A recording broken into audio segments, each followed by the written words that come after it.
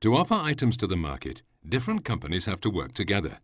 They form the supply chain that includes three basic steps: ordering goods, delivery of ordered goods, and payment for goods delivered.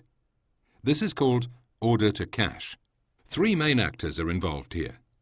Buyer, usually a retailer purchasing goods. Seller, usually a manufacturer supplying goods to a retailer. Transporter, delivering goods.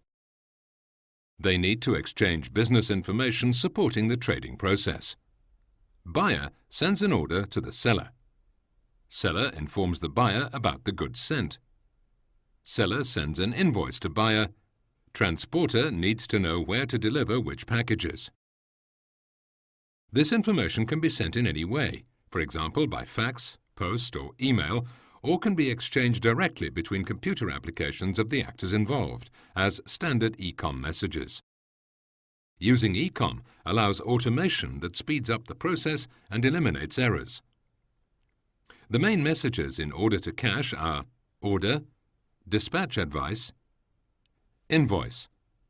Further benefits are offered by response messages like order response, receiving advice, and remittance advice or settlement. Let's start from the beginning, generating an order. The retailer records the stock level based on two sources. Sales report, data collected during barcode scanning at the point of sale. Stock level, recorded by scanning barcode on the goods coming into and leaving the warehouse. When the stock level drops below certain value, the system generates an e-com order and sends it to the seller. The order is received by the supplier's computer application and integrated into the enterprise management system. Based on stock level and manufacturing plan, the system generates the order response to inform the buyer if the order is accepted. Now goods can be prepared for dispatch. The picking lists helping find the goods in the warehouse are automatically generated. The pickers scan the barcodes on the pallets or boxes while picking them up from the shelves. If the pallets need to be broken down, new shipping units with new barcode labels are prepared. The shipping units are deposed at the dispatching gate to be loaded on the truck. While the goods are loaded, the warehouse operator scans barcodes on the pallets. When the loading is completed, the system generates a dispatch advice and sends it to the receiver of the delivery. A transport instruction for the carrier is also generated. The dispatch advice provides details of the shipping units, but since it's sent from the seller to the buyer, the carrier can't see it. If additional information is needed on the transport item, it's placed on the GS1 logistic label and barcoded to be scanned by the transporter. The retailer receives the dispatch advice before the delivery arrives and prepares to receive it. Reserves the time slot for the truck at the receiving gate. Allocates the warehouse locations to store delivered goods. Records traceability data for fresh food.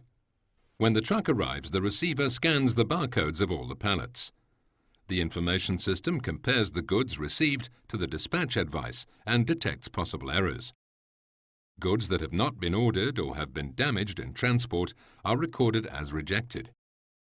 The system generates a receiving advice, including any rejected items, and sends it to the seller. Now the seller generates an invoice and sends it to the buyer.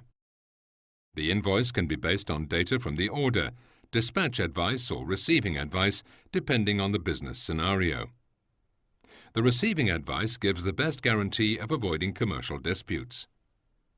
The buyer places the goods at the store warehouse and on the store shelves. Barcodes are scanned when the goods are moved from the warehouse to the sales floor and at the point of sale. Based on these data, the buyer generates an order and sends it to the seller. Use of the GS1 standards in the order-to-cash scenario brings a lot of benefits.